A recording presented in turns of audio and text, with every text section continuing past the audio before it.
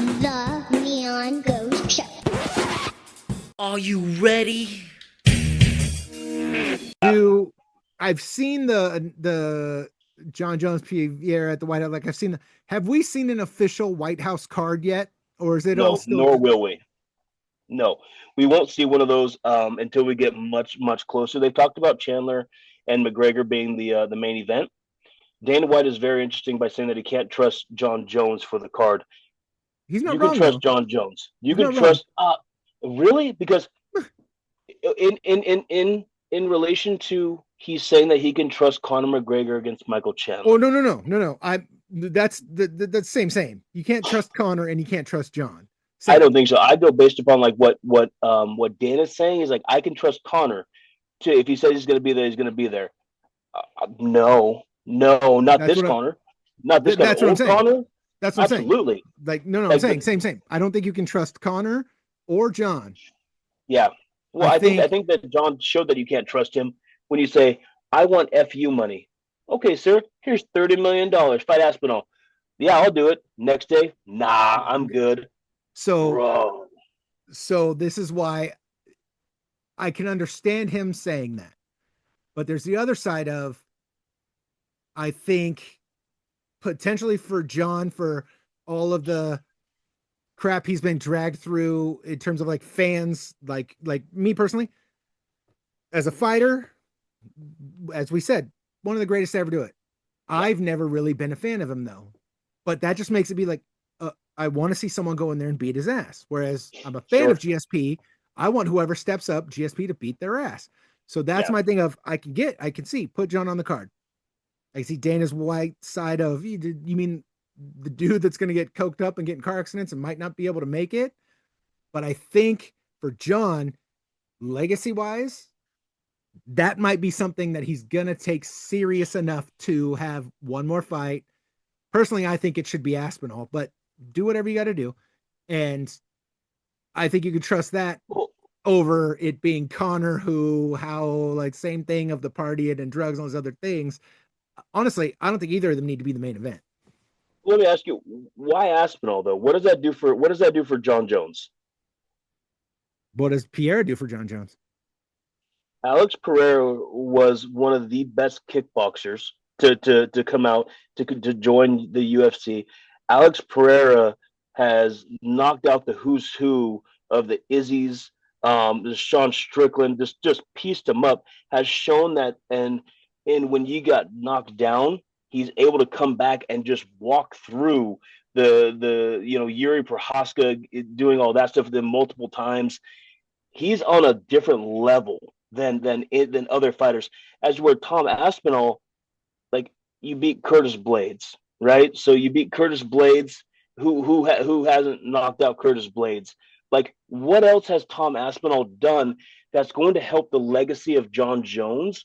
As to where Alex Pereira has beaten his entire division. He cleared out his entire division just like John Jones did.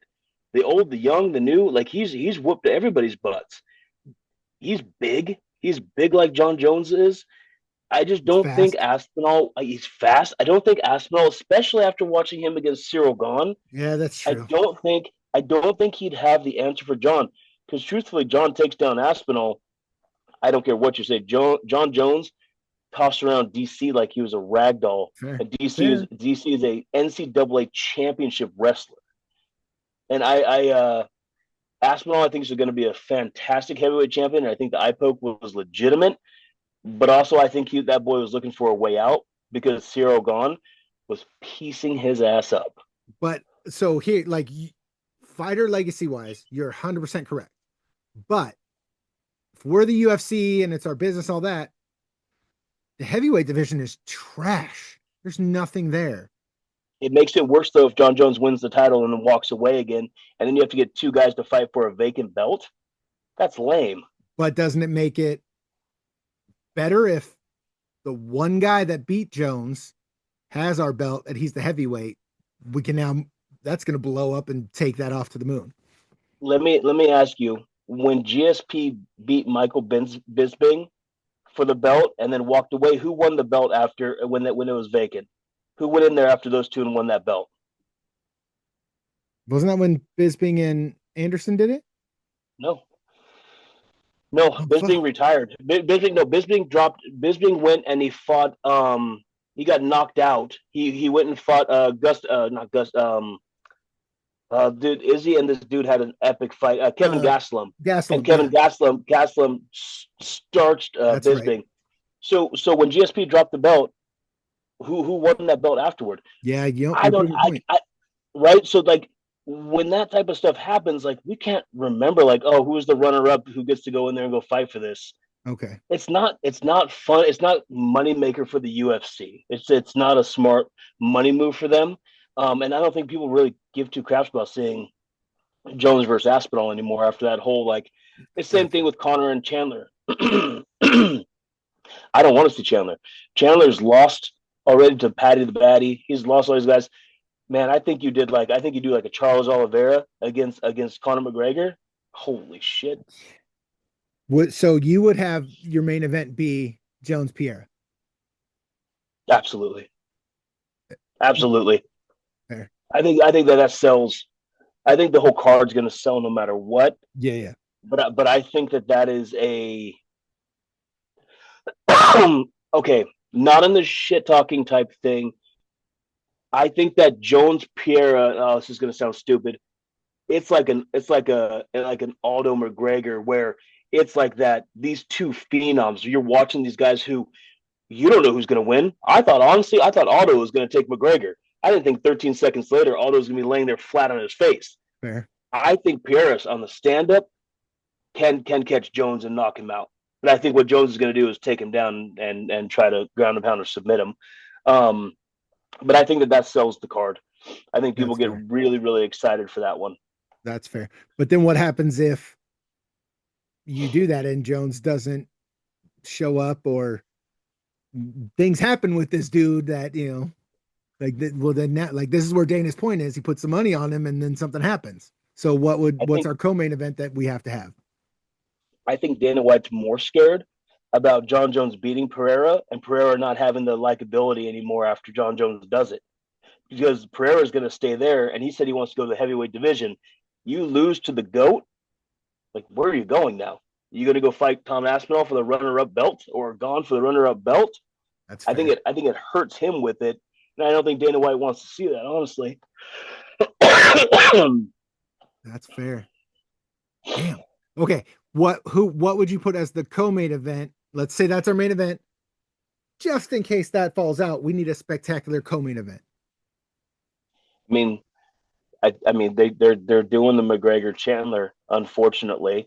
But I would have see it's tough because like I would have saved like BMF stuff for it. I would have done like the Holloway, the Holloway against Charles Oliveira for something like that. I think that's fantastic. You have to have Americans on there.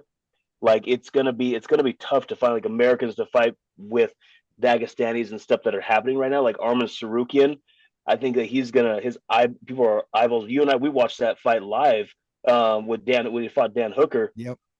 light years ahead. So I think that you have to be able to put somebody like Hamazat Chimaev, something like that on there, because like he draws the eyes and has a championship fight. I really think that they're going to try to put him on that card as well because they need to make it the best card ever. And Ever. and it's gonna make sense because it's gonna be after Ramadan as well.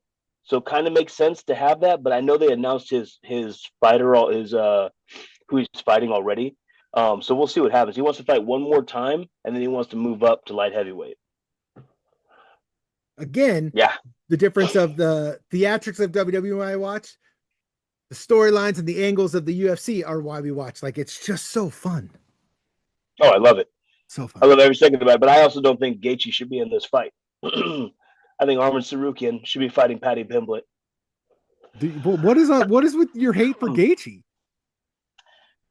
I think Gaethje getting flatlined by Holloway, and I feel like Gaethje is a very good punching bag. I don't feel like Gaethje. I think he puts on entertaining fights. I don't feel like he's going to be able to take a title and hold a title and defend it. I Fair. don't think that he's that guy. I feel like there's other individuals in that weight class that are superior than him. I do. I think Arman is amazing. I think Ilya Topuria is one of the best fighters that I've ever got to witness fight. And I think Ilya would demolish Gaethje. I personally believe that. So to put him in there with Paddy, if he wins and he has to go fight Ilya, oh man, he's gonna want to retire after that fight. I think the same thing happened to Charles Oliveira. That's how I always felt about Colby Covington. Yeah. Like, okay, I get the hype, I get what you're doing, but like you're a good mouthpiece and you can put on a good fight, but you're also real good at getting your ass kicked. Yeah, absolutely. And he man, when he went out there and beat Robbie Lawler is one of my absolute favorite of all 100%. time. When he did that, dude, it was like let me find you in a bar, bro. Let me sucker punch you. Let me sucker punch you just like Jorge Masvidal did. Like I'll just come that was right, so good, wasn't it? Right, I'll just clip you. Yeah, man. When he beat my boy, you want to talk about fights though? What about Lawler against Rory McDonald? Oh my God, his nose bro. Oh, dude. And Rory was finally like, "Hey, like this guy, he out crazied me. Okay, yep. He wins. He out crazied me. Yeah, like that's like, that was so. But good. Again, different generations. There's no way the refs nowadays let that happen. There's no way they let that fight keep going. No. That was insane. Yeah. Or when like another one of my all-time favorites is Donald Cerrone. That dude fights anyone, anywhere, short notice, don't care. But when he fought Rick Story and he looked like he was in a video game and pieced him up, like you just don't get like those moments anymore. No, it wasn't that with Rick Story when he was calling him like an old man before it. Yep. And he could not touch Cerrone at all. Yep. That was insane. Conor McGregor shoulder elbowing Cerrone, and Cerrone blows his nose in the middle of it too, at his eye. Ooh, no one saw that coming. Like what? What? Yeah. Yeah. It's so fun to watch. Yeah, I love going back and watching those. Yep. And we got to give a shout out to Ed Herman. Came off of Tough, so like that's another reason for Tough. Like I don't know, I guess it got so watered down. It's happened so much. Like I can't tell you what season I stopped watching the Tough. So I guess that's now why it's coming back. I'm like, okay, but it makes sense to what you said of building stars. Because remember when it was Chris Lieben, Josh Koscheck, like remember being drunk in the room, peeing on the bed. Like there was so many like moments. So yeah, you're right about how that makes sense now. Yeah, they need that superstardom. Because Kendall Grove and Ed, you watch, oh my gosh, the Diego Sanchez against Kenny Florian. I thought Florian was gonna win. I was hands down a Florian fan. I messaged Kenny Florian on MySpace, and he actually answered me back on MySpace, bro. And I was telling him like how excited of a fan I was of his. And Diego got him. Like Diego became like my boy. I'm like, this is awesome. And then on my birthday, Diego fought BJ Penn for the belt and wound up looking like the Elephant Man. Yep. I was 100%. So bummed out. Gosh, that was crazy. Yep. Like I remember that. So let me ask you, because like, and I have friends who think it's weird, but then I have friends who understand. Being a Cowboys and Seahawks fan, Cowboys always make it to the playoffs, but for me, whoever beats them in the playoffs, well, now I want that person to go win the Super Bowl, because I want to know, well, yeah, we lost to the champs. We didn't lose to the people that lost in the next round. So when you have a guy, which like I've never bet against Cowboy Cerrone. I've put money on him and I put money on him against Connor. He lost, still love him and all stuff, but if there's a guy, how you just said, Diego's going against BJ or Diego's going against Florian's your guy. Well, he beats Florian. So now you got to be a Diego guy, right? Absolutely. Yeah. Okay. He's got to go win the title in order for me to justify his existence. I was like that because oh my gosh, what was his name? You watch all the Toughs with me. Joe, he's from Torrance. Joe, he did that. He was climbing on the other dude around like his back and stuff like that. Joe Stevenson. Yes. Joe Daddy Stevenson. Joe Daddy Stevenson, man. Like that was like that. Yeah, that was my guy. that was my guy with all that stuff. It's just, yeah. But yes, to answer your question, yes, when they lose like that, I look at the other guy and be like, all right, well, now take the torch and go do something. Go do something with that when Yeah. you win like that. And like this BJ Penn, I was like, okay, you demolished Diego because I liked Joe Riggs. Diego knocks out Joe Riggs, and everything. I'm still rooting for him. But then all of a sudden, you have BJ Penn that meets this young Frankie Edgar. And I remember being in the movie theater, and they had the big UFC watch party, and I'm watching this huge screen. And I'm like, who the heck is this man? Like, how is he beating up my buddy BJ Penn? Like, what are we doing here? What are we doing? Like what, like 3 times in a row? I mean, it was ridiculous. Oh, remember the Frankie Edgar Gray Maynard trilogy? Oh, Dude, yes. that's something we don't get those anymore. No, we don't get those wars anymore. Those fights were epic. I love Gray Maynard. Yeah, Gray Maynard that guy was insane. Yeah, there was a lot of Tough. Tough made a lot. Again, that's what Tough did, though. It allowed us to get to know the person because now, who was it? The guy who Triple C just fought, who Henry Cejudo just lost to.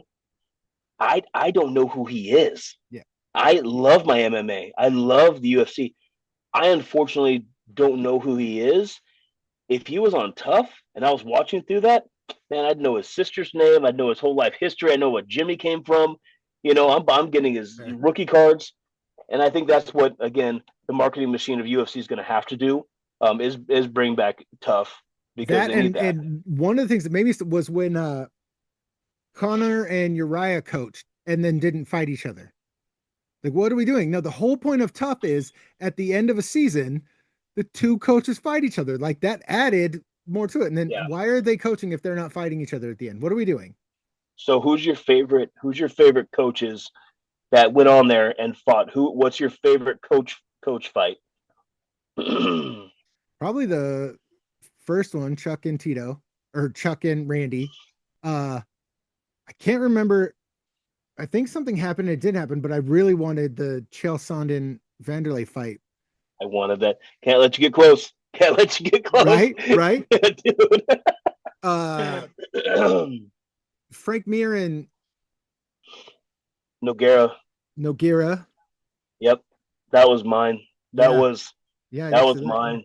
That was rad. That was a great fight. Again, being a Frank Mir fan. I heard that he's not a kind individual. I hear that. I've never got a chance to meet him. That's false. That's a lie. Is he nice? I could say for personal experience, kind of. The UFC that was here that Benson Henderson and Diaz fought, and it was Toothpick Gate. Remember that? Oh, yeah. Benson Henderson had a toothpick in his mouth.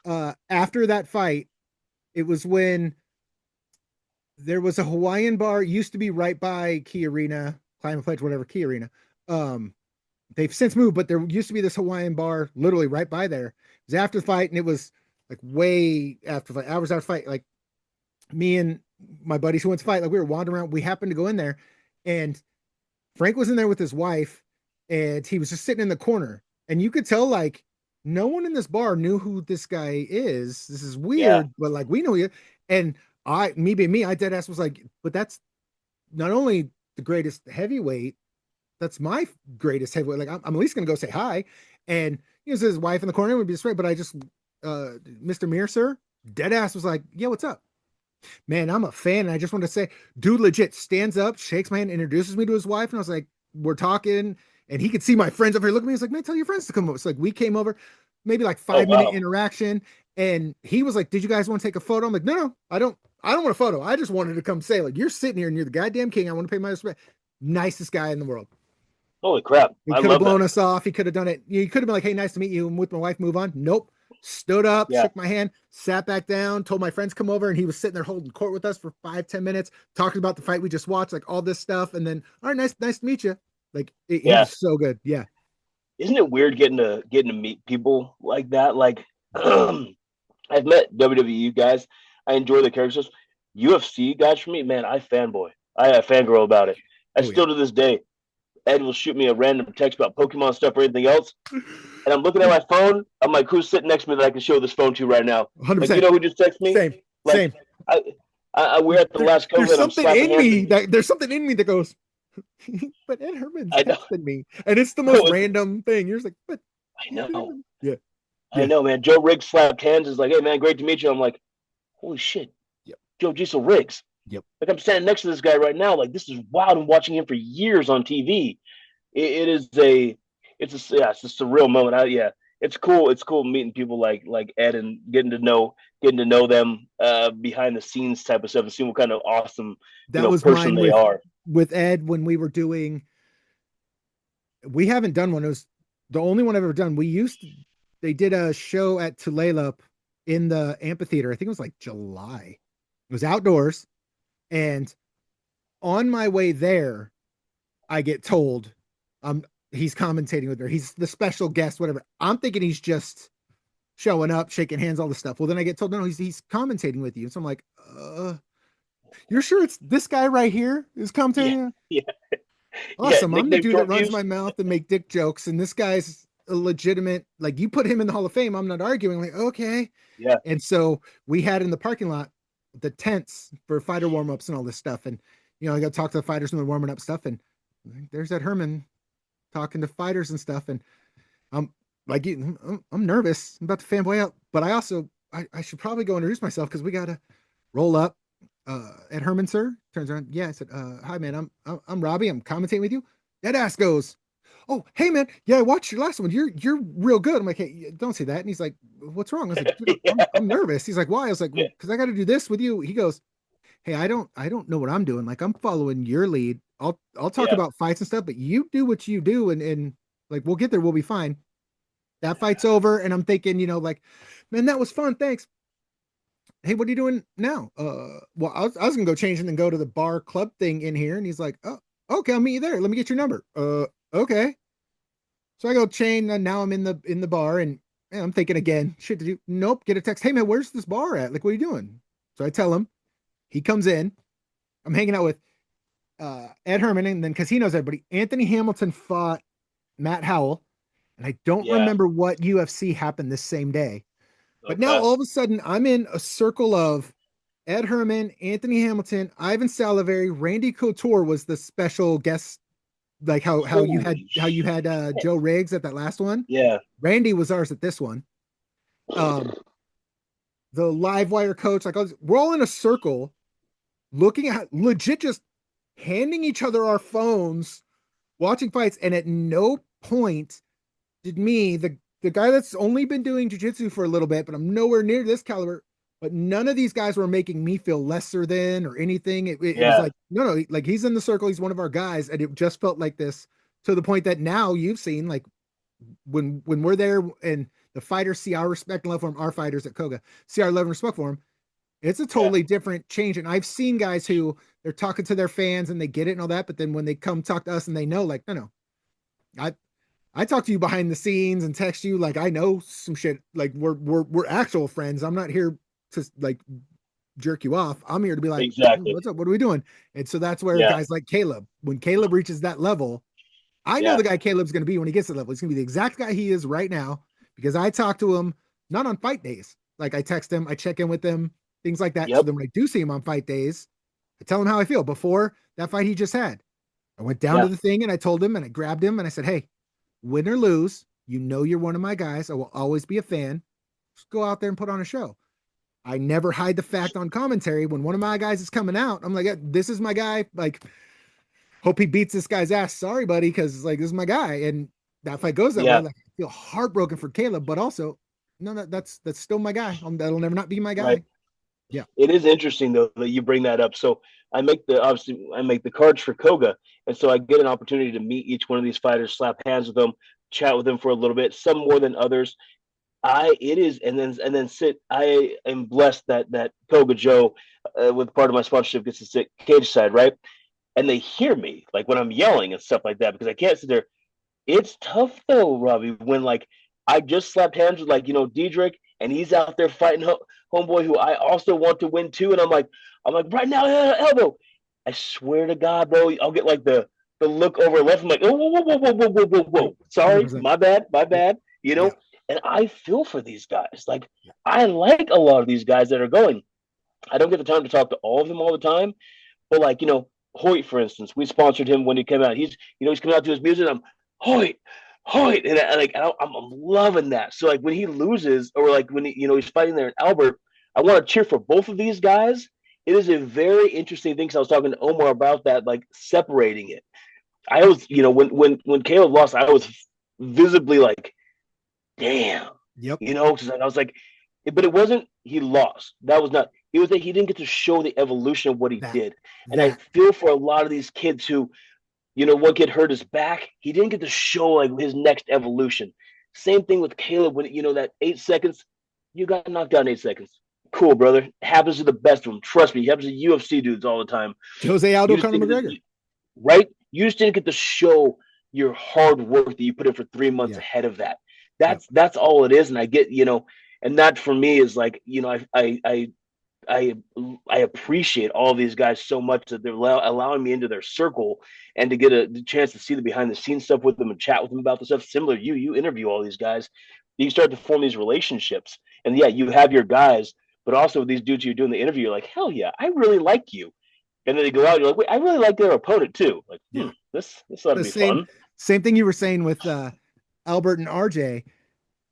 Before that fight, RJ had some fights that were okay. That fight got announced and was like, okay, this could get interesting. Let's see what happens. Sure. Bro, Ed Herman and I were literally like, man, we're watching Rocky 1 right now.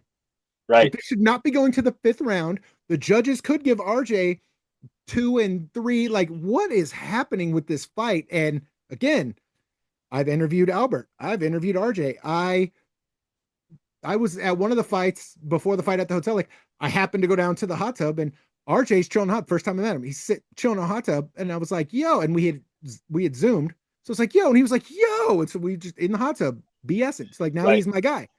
But I've also talked with, and Albert trains with one of my former coaches, so now he's my guy. Yeah.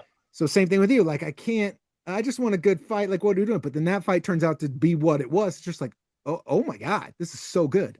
I know, and I was just having to just replay it back in my head. It's like Devin versus Monty, where like I'm like Devin is just killing it, and then all of a sudden I catch myself in like the end of the 4th round. I'm yelling for Monty. I'm like, find that next level, find that next level. Even though Devin this whole time I'm like, let's go, bro, let's go. I had looked at Monty and I saw that like in him being like, I have one more round, and I was like, oh my gosh, like this man's he's about to dig, and he's about to find that one more round that you get told inside your training. Like, we need this one more. And he found it. And I'm like, well, fight of the night. Like, 'cause obviously we got to do the fight of the night bonuses and performance of the night. And he found that and wins on a rear naked choke, I believe. Yep. And he wins that, gets the title. And I'm like, holy crap. Yeah. Like, now you have to fight Rodrigo. Like now we need you two in the cage together. Like, this is a dog. Like, Monty had no quit in him, and it's cool to see the evolution of what these guys are doing too. Because I think this is my 5th, I believe, 5th Coga fight. So getting to see these guys evolve from the first time that I went over to Silver Reef till now. Even Caleb, I was at Caleb's first fight. I didn't even realize that. Like when he beat Alex Chavez. Yeah, when he knocked out Chavez. I didn't know that was his first fight. I was there actually sponsoring. He pulled off the card. Oh my gosh, Jeremiah. No, holy cow, his training partner. I was there sponsoring him, and he actually pulled out of it. And so they're like, "Oh, we have one other guy on there. It's Caleb Wheeler." And I'm like, okay, we'll see what happens. Knocks out the current champion. Like, whew. Yeah, it's wild. And but how you're saying the evolution thing, and I've talked to Caleb about it, and I said it on the show of that first fight, and then his second fight, and then not the one he just had, but the one before that. I saw, watching him and being a fan of him, I saw the evolution of, he used to punch, run in, and then the fight before the last one, he'd get a couple that he'd come back and he'd rest, get his pace back and all that. And so, like how you're saying, seeing the evolution and the progression of the guys. But then on the other hand of that, you get guys like Sharon. Sharon's never making it to the UFC. He knows that. Sharon's never, But that dude will put a mouthpiece in, and that dude's coming in. He's putting on a show and a fight, and it's fun to Yeah, watch. he doesn't care if he's 20 and 41. He's gonna get in. He's gonna go in there. He's gonna fight. If he gets a toe up in his rib cage, that's just what happens, Yeah, right? Like we have guys like that in Koga that we can trust that are going to go in there and put on a show, and that's rad. And what Koga is doing right now by helping groom some of these younger kids and putting these tough matchups right now for them to go at it and kind of seeing who's evolving more, who's going to get to that next level. I think one of the coolest things that I just saw that we saw, not this, there was the last one in Tulalip. It was actually one of Joe's boys, um, who has the jacket with like all the championships on it. He lost in the Leighton, championship, Leighton Toon. dude. Bro, Leighton Toon was my boy. Oh yeah, Before the fight, I didn't like fangirl out, but I still fangirled out because I was following Leighton Toon's career, and I'm like, this is elite. This is next level. And he wound up losing, but he took it well, and it was oh, yeah. learning from that. And I talked to him after the fight, and like the awareness that he had for what he did wrong, what he's going to be able to fix, and how he's going to come back. I was like, this is that next level of athlete that Yep, Koga is has right now. That is fantastic to see. agreed. Yeah. Yeah, So yeah, Leighton's one of Leighton. I have I call him the four horsemen when I first started working for Koga, and I asked Joe, like, hey, I'm gonna reach out, and he was like, all right. I'd never interviewed fighters, I'd never done this. I reached out to four fighters on the card. It was Leighton, Andy Waters, Derek, who hopefully makes a comeback, and Chance Paul. All four of them are like, yeah, man, okay. And we talked, got to know each other, and all of them now the relationships have grown to the point that Andy now fights for LFA, which is on UFC Fight Pass. Right. Chance doesn't fight anymore, but we still communicate once in a while. Leighton and I all the time hitting each other up, talking, and then Derek, something happened to his back, but he loved that every time he would fight, he would legit do that old school thing where he'd shoot a double leg and you're not stopping it, pick you up and throw you down. And it was to the point Yeah, like I would literally like, this is where Derek likes to do what I call introduce a guy to gravity. And I he love it. loved that I had said that on the broadcast, that it became a thing. But so Leighton is one again. When Leighton comes out, win, lose, I don't care. Leighton will always be one of my four horsemen because he helped me get my footing in something I had Yeah, no clue what I was doing. But this dude was like, all right, we did a Zoom, talked for a little bit, got there, actually met against to the point now. If I'm busy or whatever I'm doing, if we pass each other, we both stop, hug, hey, how's it going? Talk for a minute, check in on each other, stuff like that. Like that's the other aspect that I like about this. And I agree with everything you're saying about Leighton. I think he has all of yeah. it, even though cool, you lost. I'm no lesser of a fan because you lost. No, who I feel is that oh man, three more fights away before he's all of a sudden on Fight Pass is Noah, who won with the Dude, Americana at the dude. last one. He's came up to my shop to buy cards for me with his family. One of the most humble, amazing young men that I've had the privilege to speak with, and to shake his hand. And I was telling him flat out after his last fight, the ruthless aggression that you bring in there can't be matched. It can't be matched. You want it more than the other guy, and I see it. Everybody in here sees it. When you fight, they know that you're there to win. You're there to have that ruthless aggression and that next level. If that person doesn't come out and try to match your energy, you're good in an Americana. You're Yep. getting a ground and pound. You're getting a rear naked choke. You're getting what you want, Or and that showed in this last fight. the fight before his last one. Remember, he just kept picking the dude up, throwing him down. Oh my Dude, gosh! every time it was just pick him up, throw him down, pick him up, throw him down. It was just like, what is happening? And I Yeah, don't think anyone expected that to happen. And it no, just, no, I know, I didn't. Like, that was his pro debut, so yeah, everybody was kind of like, well, let's see what's going to happen with it. And then yeah, I talked to him after the fights now, and dude, just the coolest guy, man, just the coolest guy. I am excited to see his path and where he goes, and I know he's signed with Koga, so it's cool as heck to see what he's doing yeah, with these guys. And I'm hoping that he gets on the the what next the one. 31st card. I know Joe. I've talked to him a little bit about the fight card, so I'm hoping to see if Noah gets on there. I have no clue but I would love to see him in person again. It'd be a blessing. Like one of the other aspects I like is knowing gyms, like Yeah, the zero sum, like there's gyms, the DS Combat Sports, like now we know anytime someone's coming in that cage with a DS Combat Sport, they're coming to fight. We know how that's going. And I always yeah, say on the commentary, and Ed say, like, I might not know your name tonight, but I know your gym. So therefore, it's your job to make me remember your name tonight, win or lose, like the yeah, fight you put on. Or a guy like Pavel, the Devil of Everett. I can't say his last name, Breton. When yeah, that dude came out, like, I don't know who this guy is, but I know his gym. I damn sure as hell know Pavel's name now. I could pick him out on a street. yeah, yeah.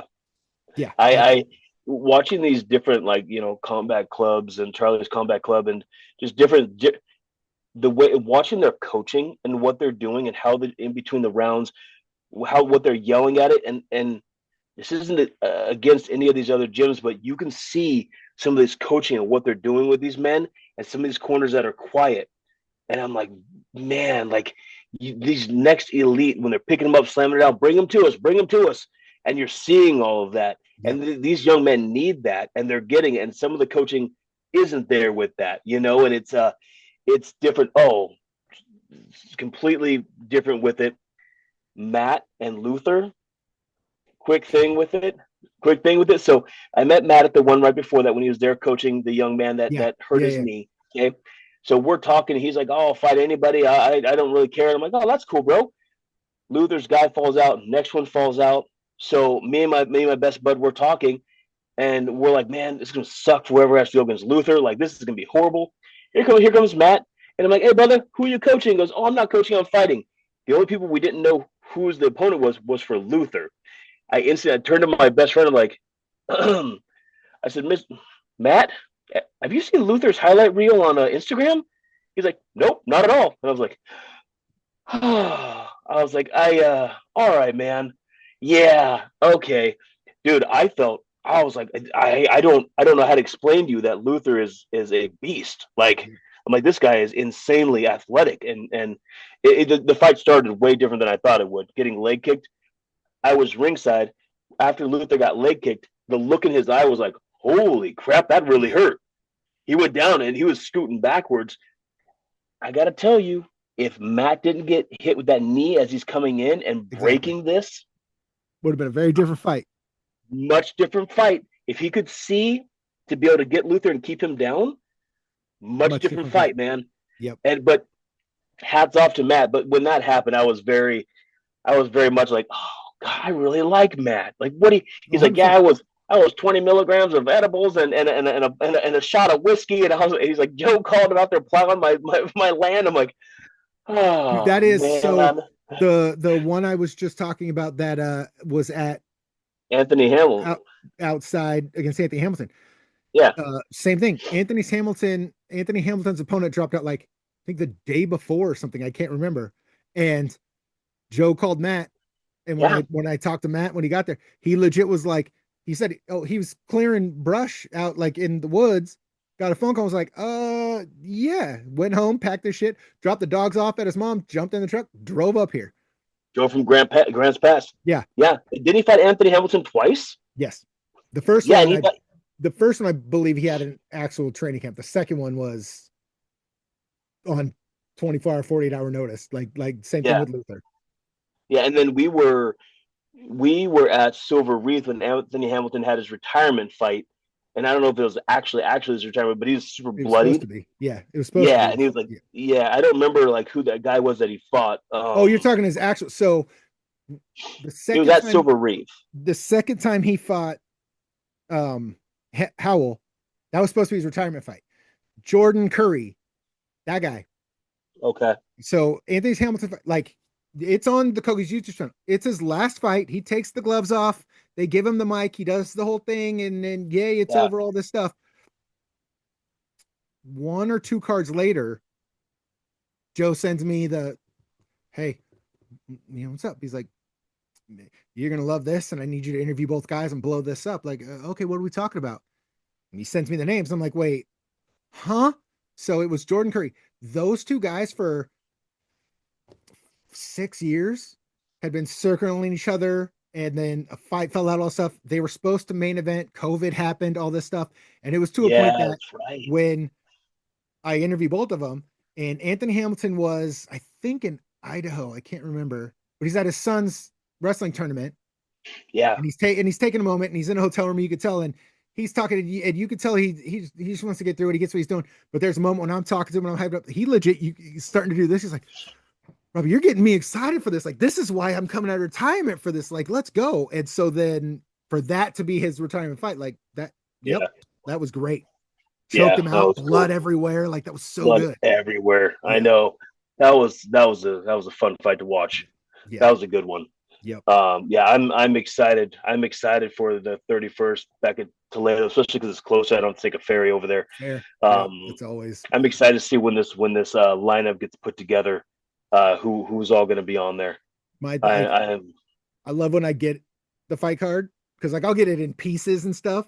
And I don't even sure. pay attention until he sends me the whole thing. Once I get but every once in a while, there'll be like oh, oh, please let both these guys stay healthy. I Please let this know. fight happen. Like when it was Chavez versus Leighton for the title. Please, MMA gods, wrap these guys in bubble wrap. Let these Yep. guys make it to the cage.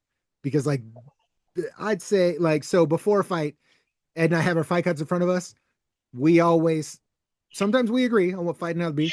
Sometimes we differ and we will be like, bet like it's gonna be this one. Now it's gonna be this one. Why? And like we talk it out and we'll say it on the broadcast too. We like, hey, Ed called this as fight of the night.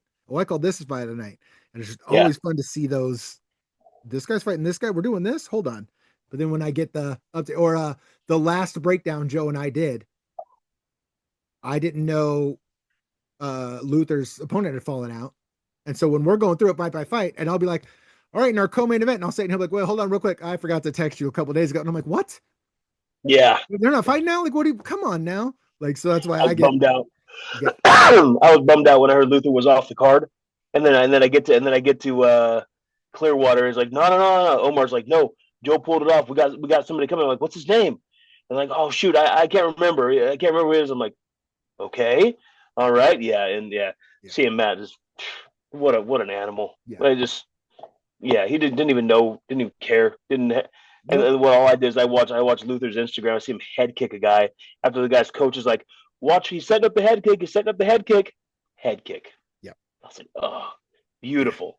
Yep. Yeah, he's gonna be a force. I wish him and the original opponent would have been able to fight the dude that got in the cage and they were yelling Mike. at each other. Yep. I would have loved, but I heard Mike went on to another promotion and wound up getting knocked out. Yep. 100%. Okay. Yep. And then Mike was on Facebook or Instagram recently, and Luther was like, I don't mess with people who pull out. He's making like a sexual innuendo Yep. with Mike, and Mike's like, you don't even know the story, blah blah blah. I'm like, oh, please come back, please come back. I honestly, I thought when Luther won and he got the mic, I honestly was expecting him to call out Mike. Like I was kind of shocked he didn't. Yeah. It That was weird. a boring end. That was I want to show off my leopard print pants and talk to the girls in here. Yeah. And I was like, where was the Luther from when he was in the cage with Mike? Like, I will kill you. Yeah. Like, told him, we can do this right now. You fight like your promos. You're boring as fuck. I was like, Yeah. oh my God. I thought that Luther was going to get the mic and do that. I thought it was just like, instead he did some like, Timu Derek Lewis type shit. And I'm like, brother, come on. You had the mic, you had that moment, set that big fight up. Yeah. Because that's, a lot of us want to see that one who were there for the last one. But yeah, dude, I'm excited for what we're doing with Coga and everything. I'm so stoked to be a part of it. I really am. It's so much fun. Yeah, I want to get on the commentary with you guys one of these days. I want to sit over there. You had Bilal this last time. Yeah, that was interesting. It was interesting. Yeah. Yeah, and it was fun. It was interesting. It caught me off guard. It was like, all right, like, no, Ed. I've had to do them before, like just by myself, because like there was one I was on my way to, and Joe texted me. I can't remember who was supposed to be on commentary with you, but like they were in a car accident or something, like not terrible, but like they weren't going to make it. And so Joe was going to sit in and do it with me, but you've been there. He's doing this and he's doing that. And so he's done it when he can, but then he gets up, walks away and like, I got to sit there and do it by myself. Yeah. Yeah. We had one, I can't remember if you had this one or not, but we had one and it was at Clearwater. Music hits, dude doesn't come out. We're waiting. Dude's not coming out. And Joe's doing commentary with me. It takes so long that Garrett, everyone's talking. Joe gets up to go figure out what's going on. And now I got to fill this dead air this time. The dude had literally taken his gloves off, thrown them down, went and got in the car and left. No. Oh, yeah. You know how the docs are back there and they cue him up and tell him when they're ready? Yeah. They queued him up, told him, hey, like, you're up next. Dude was waiting. And right as his music hit, nope, cut his shit off, fucking left. I thought that was going to happen with the Albanian guy that fought. I know it was a co-main event. The one he kind of felt like Rock'em Sock Robots at first. He was getting rocked, but he was scary when he walked by. He's like, thank you very much. Like his music hit and kept going. Yeah. He was waiting basically for like the beat to drop. Yeah. All of us in here are like, hello, you here still? Yeah, I was thinking that man might have left. Yeah, it was. Oh, it's bad. There was the one when RJ fought Dex Montenegro, and the build-up, those two guys did not like each other. The one before, when they announced it, like when they got in the cage, they legit like were going at each other. Like the refs had to separate them. Like the build-up was massive. The fight, I don't want to take away from Jeff Hoiby, but he may have stopped it a little early. Yeah. But it was to the point that crowd got so upset on both sides that like Ed and I legit thought there was going to be a riot. We thought the corners were going to start coming. It was the point like Ed and I was like, hey, you're the pro fighter. And he said, yep. And the exit's right there. We get up, just start swinging and let's go for it. No, like it was like, oh, fuck, oh. And then luckily cooler heads prevailed on that. But there was a dead ass moment where we legit thought this is about to pop off in this room. Yeah, absolutely. I mean, there's times where people are screaming in the crowd in these last ones where I'm kind of looking around. I'm like, oh, bro, like we're getting a little drunk here. Things are getting a little bit. That's your boy. And because like the camps out there, the teams out there, the families out there, and you feel the raw emotion from these guys. Yeah. And like, even these amateurs are not getting paid. They're working their ass off. These 40-hour weeks jobs are doing everything they can. And then they're training, they get in there and like, it's all that like pent up anger and frustration. You just want to let it out and release it all. And I look in the crowd sometimes. I'm like, oh man, like there are a couple drunk words more coming out, and all of a sudden we're getting some fists out there. Yep, 100%. But it adds that just adds another layer to the fun. Like it's what I would say. Like when we first met, and then that night or the next day, whenever we were at the fight, when it was over, I was like, "Welcome to the circus." Like, it's just what like it is. This is what it is, man. It's always fun. It's always like there's never a dull. I mean, there might be, we've had boring fights that happens in the fight game, but from when we all get there early and we're catching up with each other and BS and all that to the end of the night when we're shaking hands or we're walking to go get a drink or whatever, like it is so much fun. It is. Well, walking to get a drink. One last story for you. Sorry.